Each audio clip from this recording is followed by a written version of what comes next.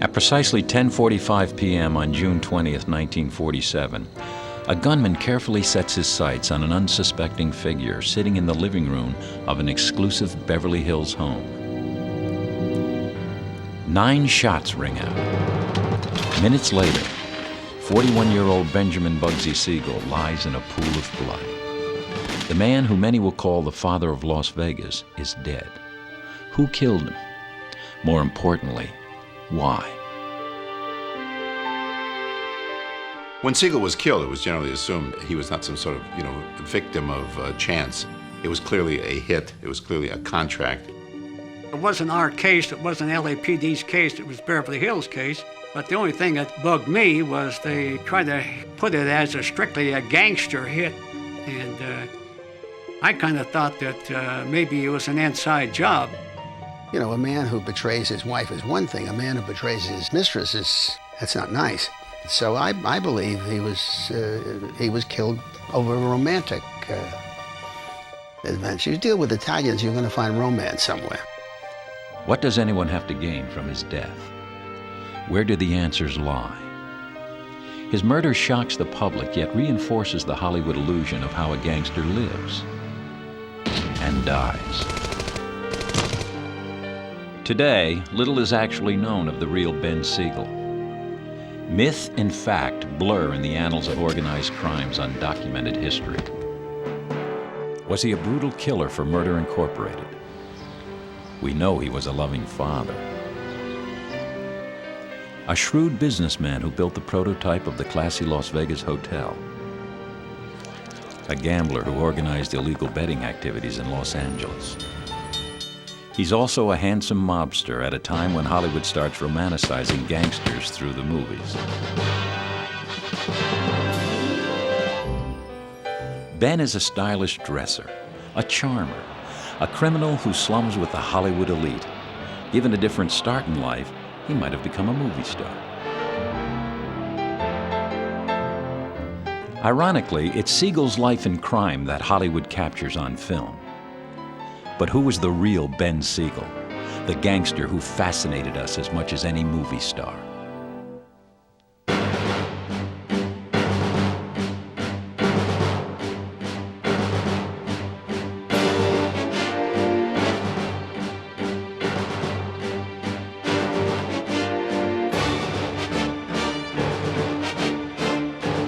Rogues Gallery is narrated by William Devane. This episode, Ben Bugsy Siegel. 1906, America's a nation on the move. Teddy Roosevelt rides roughshod in the White House. Suffragettes march for women's right to vote. San Francisco reels from a devastating earthquake. In Brooklyn, New York, immigrants Maurice and Jenny Siegel welcome the arrival of their first son, Benjamin, on February 28th. Sensing no future in an establishment that offers immigrants few opportunities, 11-year-old Ben leaves public school to take up with a street gang on New York's infamous Lower East Side.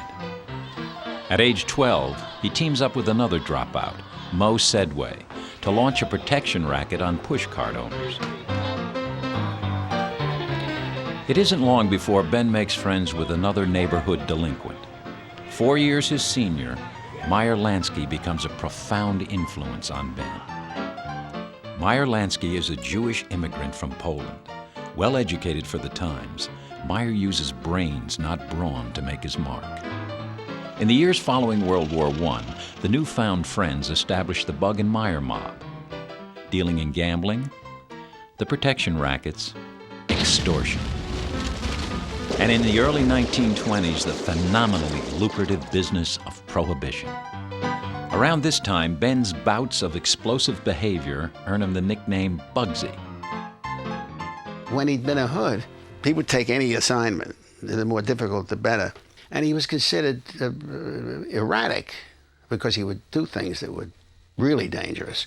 So they said he was Bugsy. A lot of people used to call him Bugsy and the Bug because he was Bugsy Nuts. And it was a very demeaning name. You wouldn't call Bugsy Siegel Bugsy to his face. He was always Benny or Ben. He hated the name, and hearing the name Bugsy would drive him Bugsy. My father was a Siegel's barber. Someone was in the shop at the same time one day and drifted over to my dad's chair and said, "Good to see you, Bugsy." And Siegel went red. My father, being, I don't know whether it was brave or just feeling very comfortable with Siegel, said, "Do me a favor, please." He said, "The man only meant to be friendly. Do me a favor." He said, "For you, Harry, okay." And he went over and shook hands with the gentleman and gave him a pardon, I guess. Like other gangsters, Ben idles his hours away in movie theaters. But unlike most, he mouths the lines aloud with the stars on the screen. His fellow mob buddies are completely bewildered by such behavior, not failing to note this is just another reason to think him a little Bugsy. Ben Siegel loved Hollywood because he thought he was good-looking, sexy, attractive, and he thought he was a ready-made movie star. He was such a vain man that Hollywood was a natural attraction for him. Ben also allegedly works as a for-hire killer, letting Lansky loan him out to other mob bosses.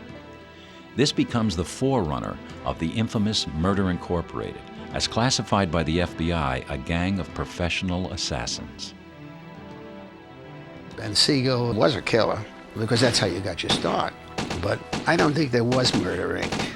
I mean, there have always been hoods in every big city, and if you wanted someone killed, you made a phone call and made a deal, and it happened. But Murder Inc. is you know, it's the Inquirer. Lansky and Siegel's friendship extends beyond business. In 1928, Meyer acts as best man when Siegel marries his childhood sweetheart, Esta Krakauer. In 1930, Meyer introduces Siegel to mob boss Charles Lucky Luciano and his racketeer pal, Joe Adonis. This new alliance leads to Siegel's so-called big break when he takes part in the assassination of a rival gangster, Joe the Boss Masseria. The hit solidifies Ben's position with the Sicilian Italian gangsters. As a mob ambassador, he travels around the country lining up local rackets and racketeers in Luciano's crime syndicate.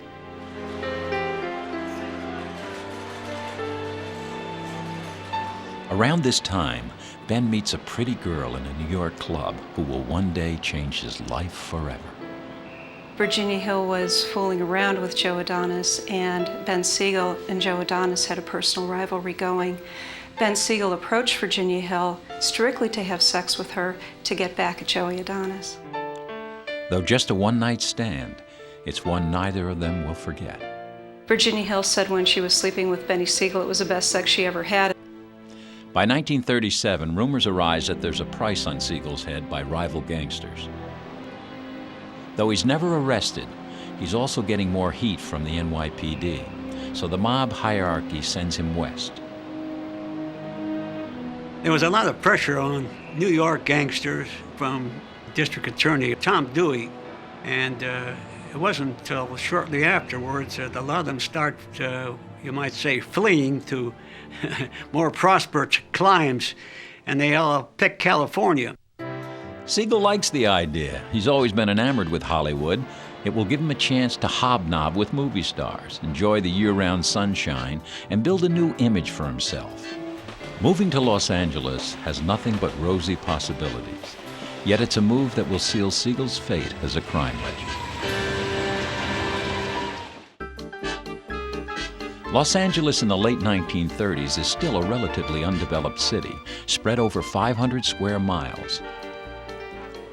Dominated by the movie industry, Hollywood seems synonymous with Los Angeles to the rest of the world.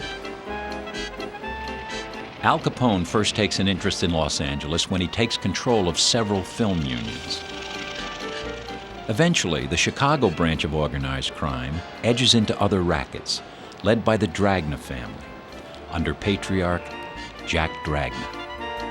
The Dragna family ran slot machines and things like that. It was kid stuff, you know. There was no organized crime. There was disorganized crime. But as LA's population grows, so does the potential for big money in illegal activities. In 1935, the New York and Chicago mobs had basically come out here and they had a little war going over control. It basically got divided up that the New York mob took the gambling, drugs, and prostitution, and Chicago kept the unions and the movie studios.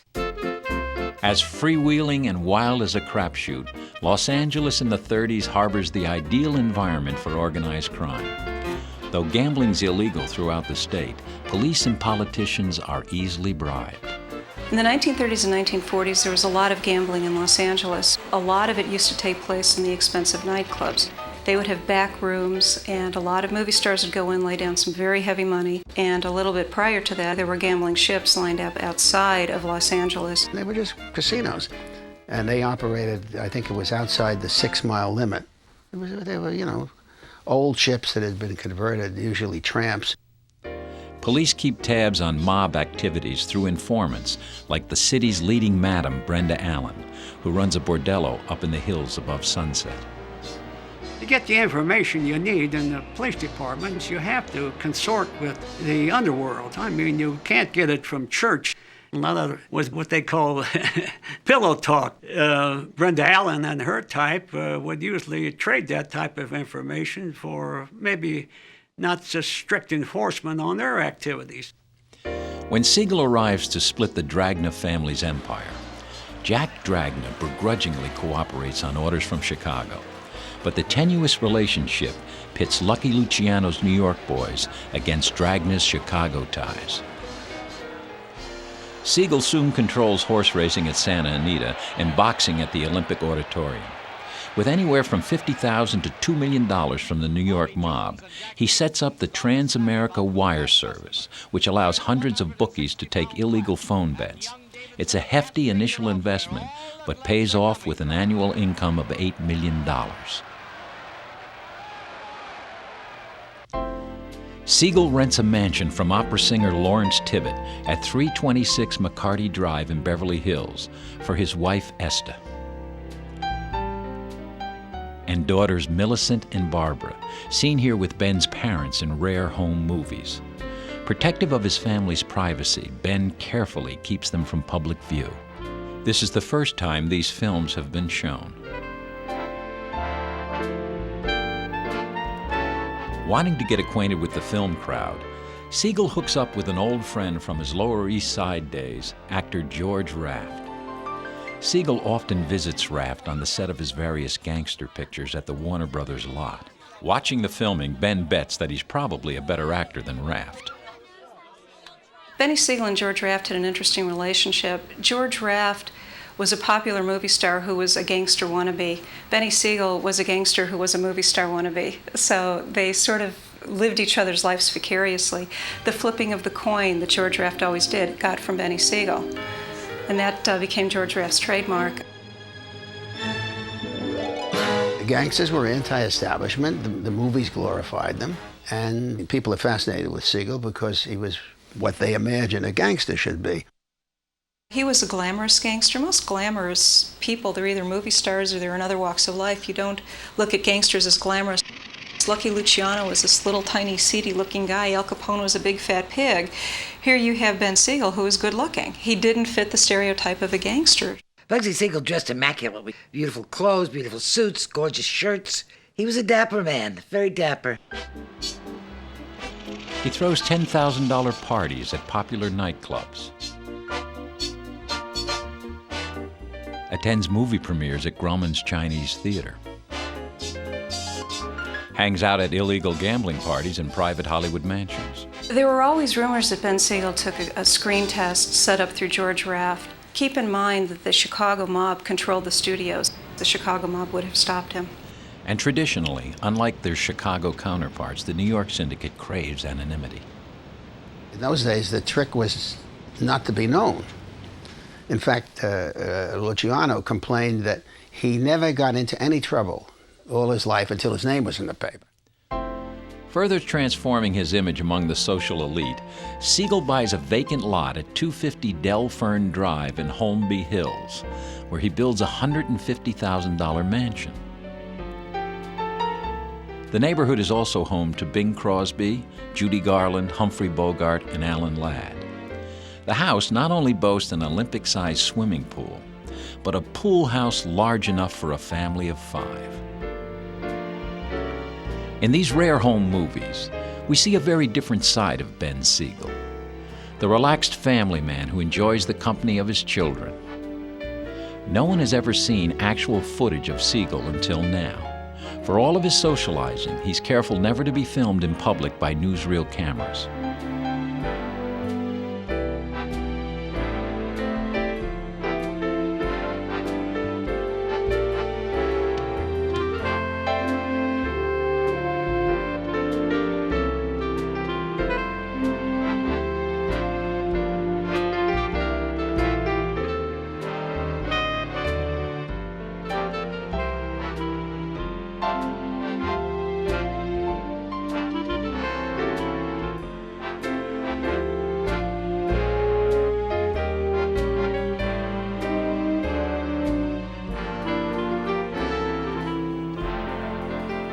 Noted in the society columns as a wealthy sportsman, Ben is happy to perpetuate this idea. Like so many who come west, he wants to put his dangerous past behind him and establish the appearance of a successful Beverly Hills businessman. But his business is still crime. Looking for a way to muscle in on the Hollywood unions, he creates the Screen Extras Guild. What he did is he found a way to control a lot of people, make a lot of money, and basically get his foot in Hollywood and get in the power structure. Socializing becomes a major pastime. Siegel's often spotted with a stunning woman, usually an actress or showgirl. Among important friends, he numbers the Countess Dorothy Denise Taylor de Frazzo.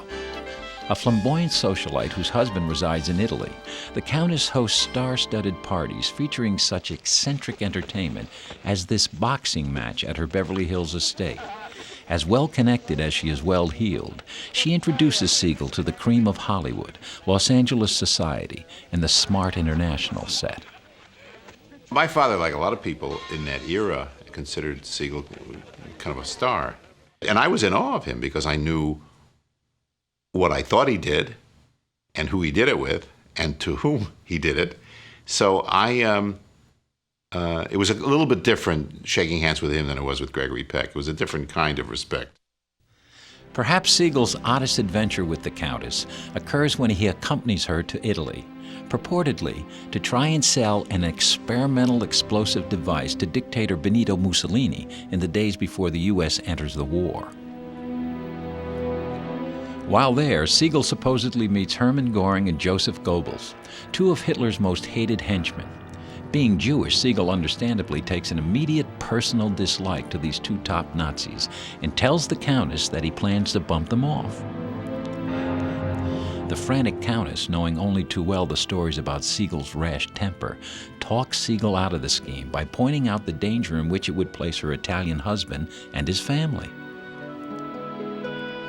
Siegel's preoccupation with the Countess wanes as the woman who will change his life forever is about to re-enter the picture.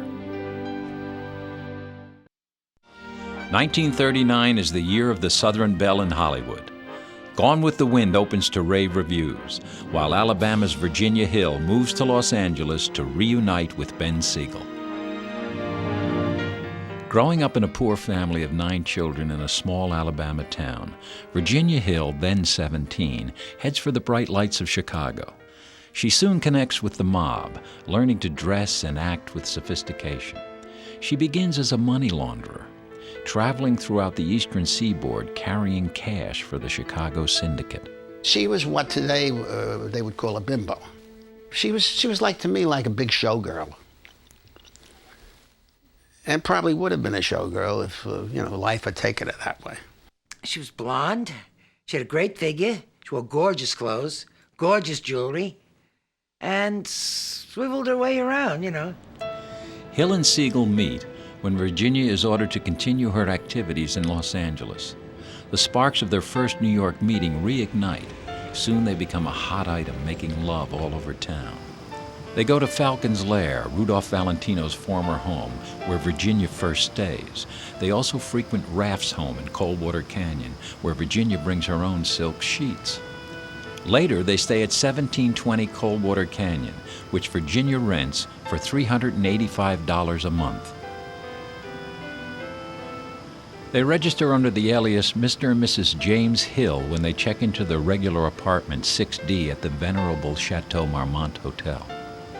He kept an apartment in the Chateau Marmont, which was right across from mine. He didn't live there, but his social life worked out of the Chateau Marmont because he was married and I think had 2 children then. And he was very puritanical about it, mix business with pleasure. Virginia calls Siegel Baby Blue Eyes, which he hates. He calls her by a nickname she once picked up in Mexico, Flamingo, so called for her long legs and red-headed tresses. Though the romance between Ben and Virginia sparks amorous passions, it's also an intense and tumultuous relationship at times. They beat each other up, hated each other. She would slap him in public and humiliate him and cuss him out. The next thing you know, they'd be in bed together again. Well, it was very combative because I could hear them fighting. Today it would be not spousal abuse, they weren't married, but I mean, he belted her. It's not uncommon, she belted him. In 1939, Siegel becomes embroiled in the only serious crime for which he's ever indicted. When Harry Big Greenie Greenberg, an enforcer for Murder Incorporated, threatens to turn informant, the New York mob puts out a contract on him. When Greenberg is spotted at a rooming house in Los Angeles, Siegel supposedly gets assigned the hit. Siegel asks for 2 gunmen from back east, Alan Tannenbaum and Frankie Carbo, to do the job. On the night of November 22, 1939, they lie in wait for Greenberg in front of his hotel. When he pulls up, 2 men open fire simultaneously and bump off Greenberg in his car. Tannenbaum and Carbo immediately return to New York. The police have no leads until another killer for Murder, Inc., Abe Rellis, turns informer against the infamous gang of killers and fingers Siegel, Tannenbaum, and Carbo for Big Greenie's murder. On the morning of August 16, 1940, 3 L.A. homicide detectives show up at Siegel's house to arrest him. Though Rellis actually fingers Siegel as one of the gunmen, it's highly unlikely. These gangsters like Siegel, there's no way they could be near the scene of the killing, but they could order the killing. I mean, but like I say, they never carry it out themselves. Siegel was no longer a hands-on guy with guns. You know, none of these guys ever carried weapons. They haul him down to jail for questioning, where they book him for murder, then hold him without bail. Siegel arranges for legal wizard Jerry Geisler to represent him. Geisler is a well-known criminal defense attorney who will one day represent such illustrious clients as Charlie Chaplin, Errol Flynn, and Robert Mitchum. Siegel's incarceration is certainly no hardship. He has the run of the cell block, easy access to the telephone, and catered meals from his favorite restaurants. He even ventures out to nightclubs and dentist appointments dressed in his own clothes, which enrages the district attorney, who finds out about it on the front page of the L.A. Herald-Examiner. December 11, 1940. Assistant District Attorney Vernon Ferguson moves for dismissal of the case for lack of evidence. It seems that New York DA William O'Dwyer will not let the key witnesses in the case, Abe Rellis and Alan Tannenbaum, leave New York to testify in California. He's worried that they'll be killed on their way out west. Though Siegel will never again be arrested, the case gives him a notoriety that he angrily shuns. He's incensed that the papers refer to him as Bugsy, dragging up the hated nickname from his New York past that he'd hoped to bury. For Siegel, it's time to move on, and soon he sets his sights on a dream that will ensure his place in history and offer him a chance to create his own Hollywood.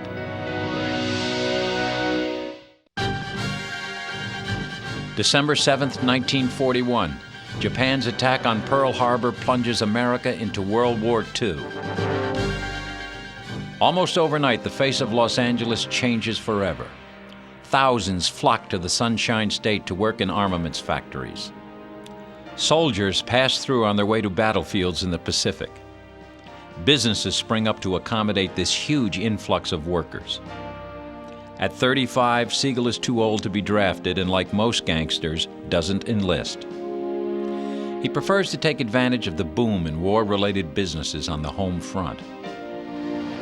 During these years in Los Angeles, the Dragna family continues to pressure Siegel to unite their wire services, a move he rejects.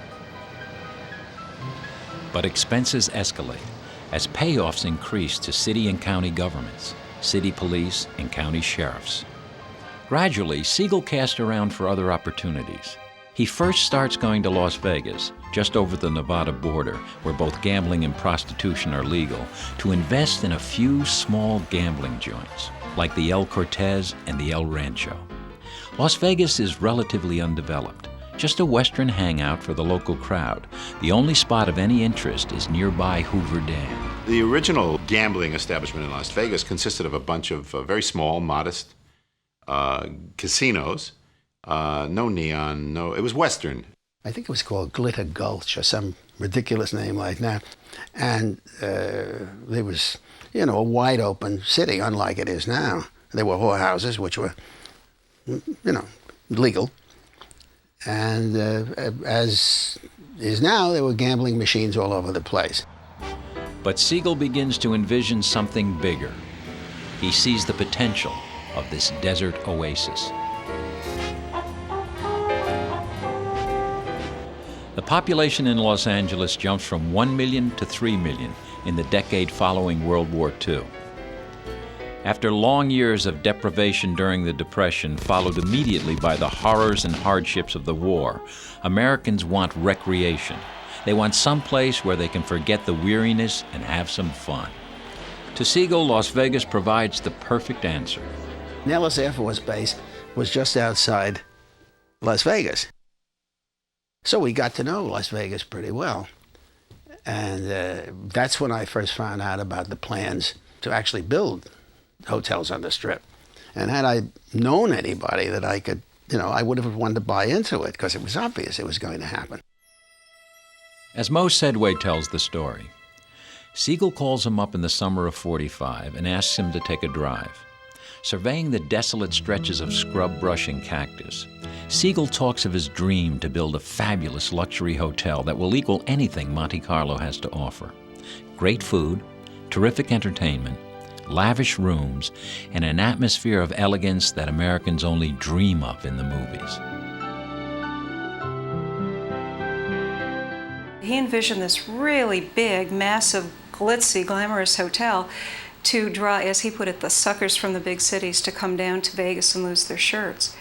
In honor of Virginia, he names his new hotel Flamingo.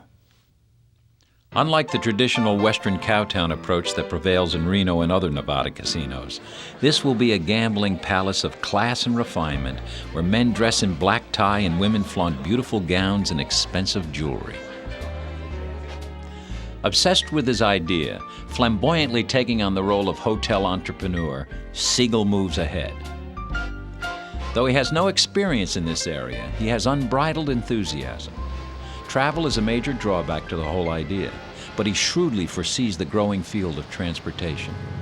He predicts the expansion of airline and train travel as the city becomes a popular tourist attraction. He paints a persuasive picture when he enlists the financial backing of his old pal Meyer Lansky and boss Lucky Luciano. He also encourages Hollywood friends to invest. The hotel's initial price tag is a staggering $1 million.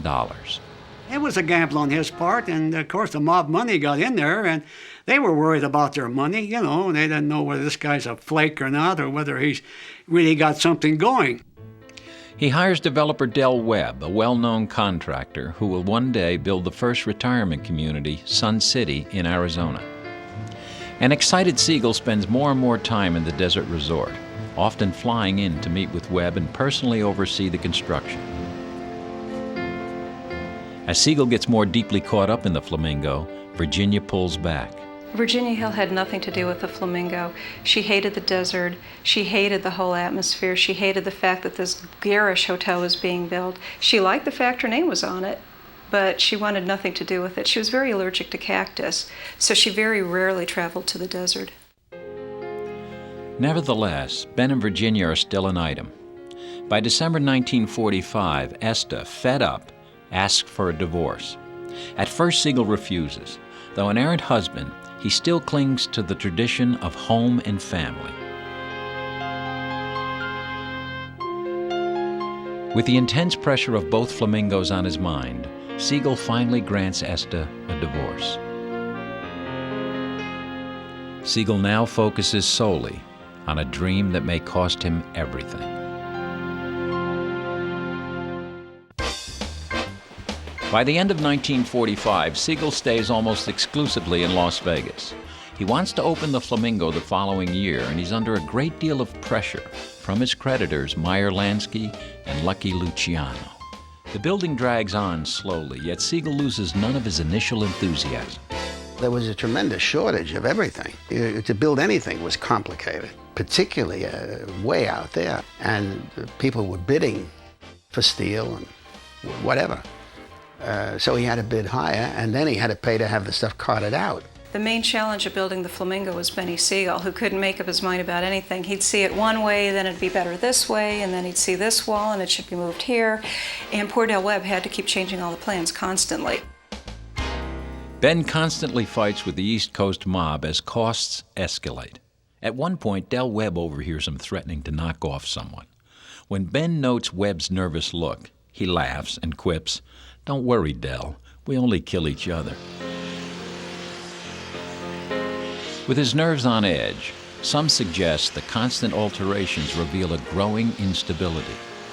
Others think that Siegel's too shrewd a businessman to put his hotel in jeopardy. Some speculate he may be skimming. The way Benny Siegel skimmed money was they give him $1 million and he'd just pocket half of it and say, well, I had to tear down this wall, or, well, I paid this contractor. And, Lucky Luciano, Frank Costello, those people, Meyer Lansky, they didn't ask for receipts. Benny Siegel didn't have to come back and account for things. They just assumed this was the price of doing business. I don't think anybody skimmed money from anybody. I mean, anybody who would skim money from the skimmers is pretty stupid. Don't confuse criminality with dishonesty. Many criminals are very honest, and many non-criminals are very dishonest. I'm thinking of lawyers particularly.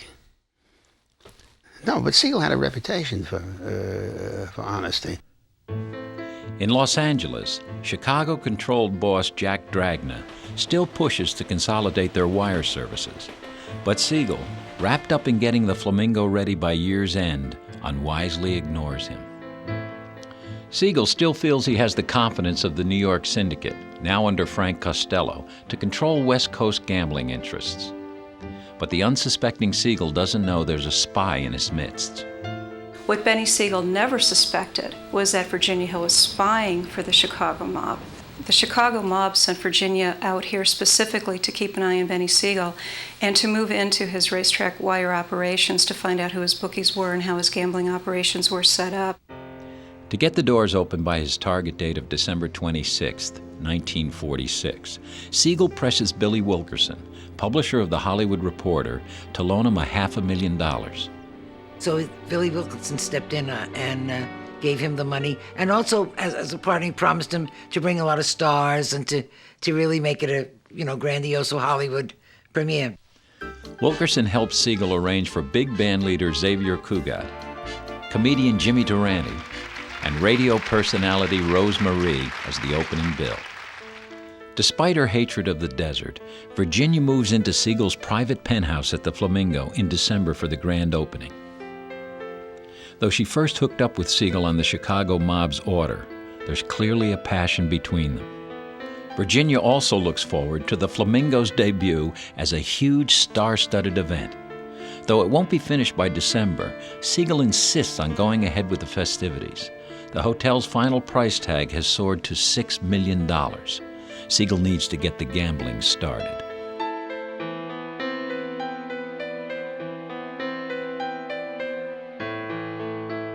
When they finally got to opening at night, it rained cats and dogs. Half the place wasn't lit, the silverware wasn't there, the glasses weren't ready, and it was just a mess.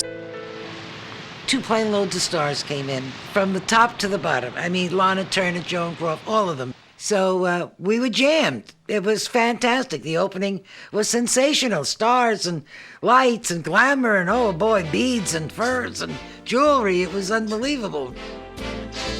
We did the show the next night. The stars were still there. They left, and we worked to 9 people after that. None of the locals would come. It was something they'd never seen before. They were used to cowboy stuff. The casino's gambling losses this first week are staggering. Siegel does all in his power to pick up the action, all to no avail. It's later said that the Las Vegas crowd and the Chicago mob conspire against Siegel in these opening months, planning crooked dealers, getting card sharps into play, and spreading the word among locals that the Flamingo is a hangout for potentially violent gangsters. The funny story about Mr. Siegel and myself was first week I was there, I was sitting in the coffee shop having coffee, and he was handing out checks for the first week. And he gave me my check, and I said, thank you. I didn't know who he was. And I opened my check, and there was $11 missing. So I went, psst, can I see you for a minute? You know. And I was sitting with one of the dancers, and he went, don't do that. Don't do that. You don't know who that is. I said, there's $11 missing from my check. I'd like to find out why. He said, don't, please don't. Just don't. I'll be all right. I said, look, you took $11 out of my check. I said, I'd like to know what for.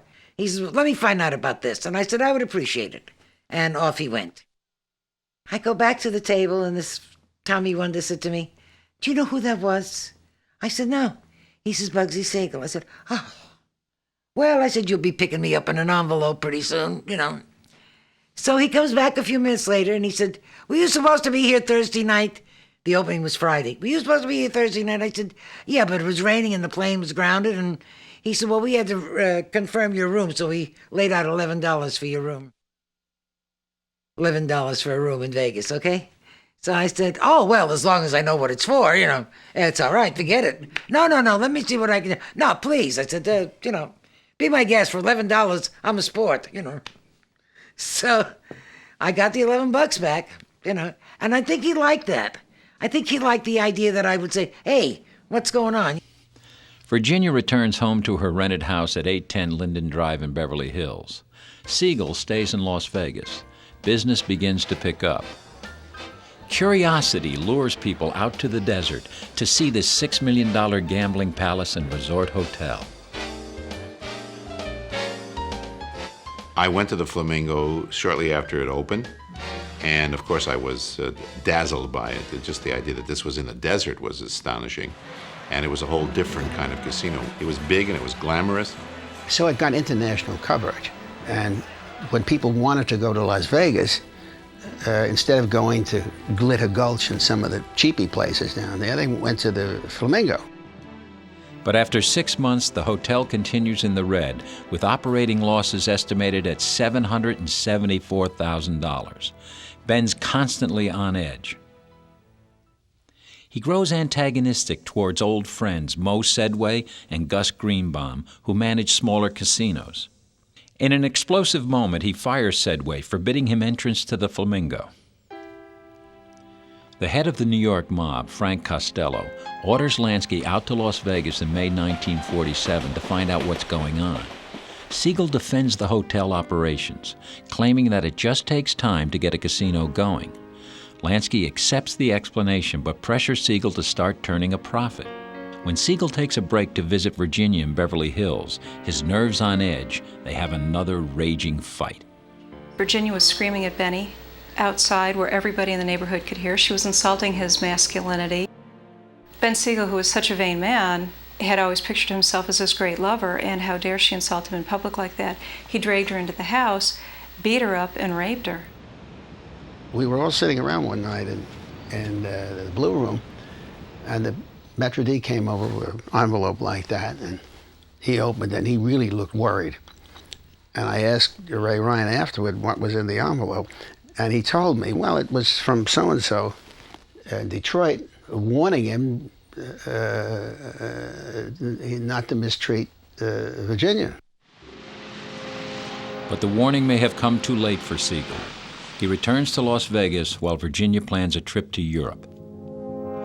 On June 10th, she flies to Chicago on a first leg to Europe. She meets with her Chicago connections, then heads for Paris on June 16th. Back in L.A., everywhere rumblings are heard about Siegel. He antagonizes his own bookies when he insists on doubling their payments to him. When they refuse, he can't help but realize that he's losing his grip over his own operations. On June 20th, 1947, Siegel boards Western Airline Flight 23 for Los Angeles at 12:53 a.m. He lands at 2:30 a.m. and gets a cab to take him directly to Virginia's house in Beverly Hills, where he now stays when he comes to town. Virginia's 19-year-old brother Chick and his girlfriend Jerry Mason, both of whom Siegel knows and trusts, live there. That day, he hooks up with an old friend, Alan Smiley. Unbeknownst to Ben, Smiley has ties to Dragna. They went out to dinner, had a nice dinner. They went back to the house in Linden, and everything was set up.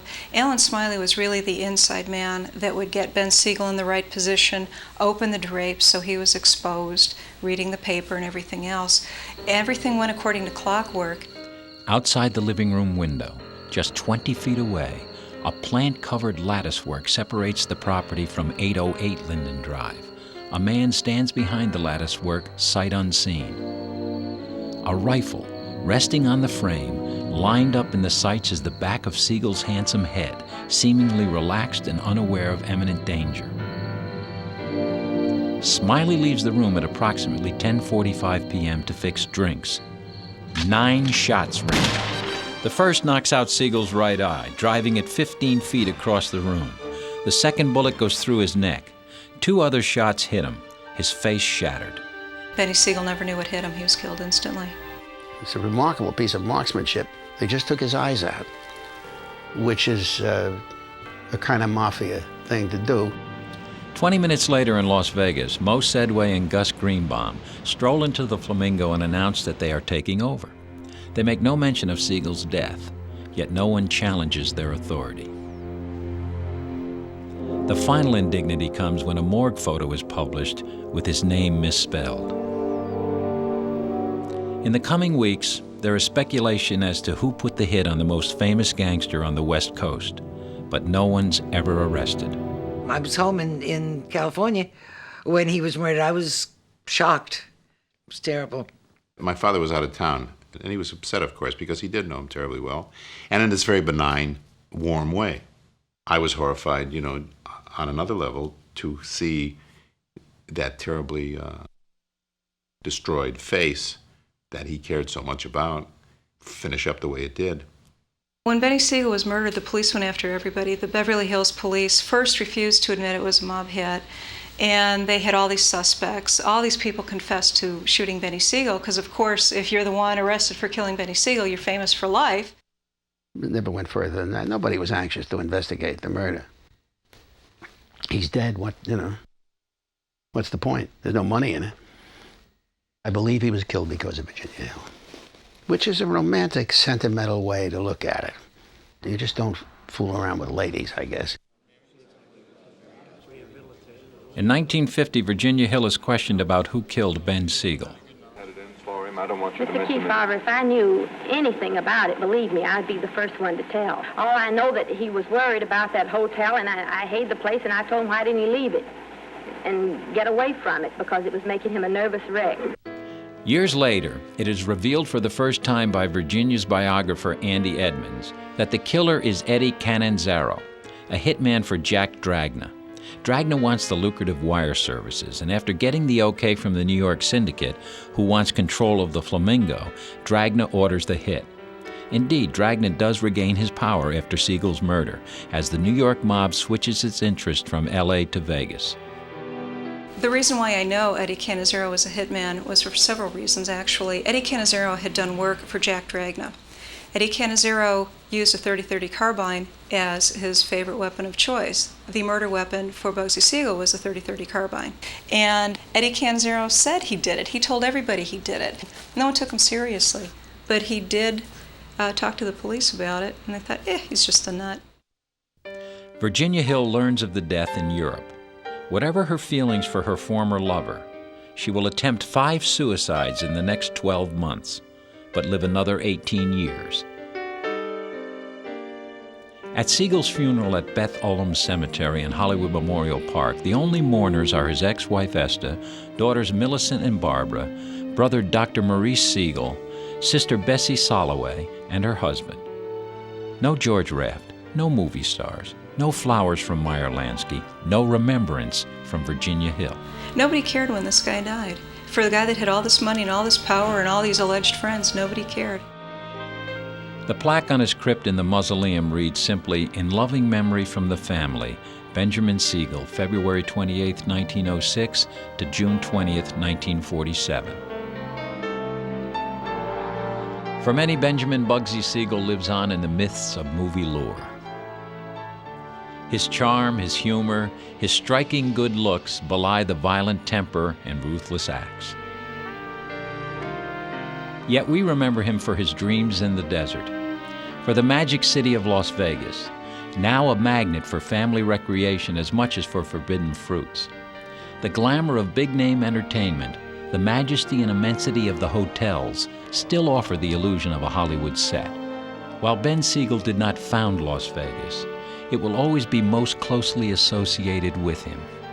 In gangster folklore, he will always be remembered as the gangster who aspired to respectability, who loved the movies, yet whose real life became the stuff of Hollywood legend.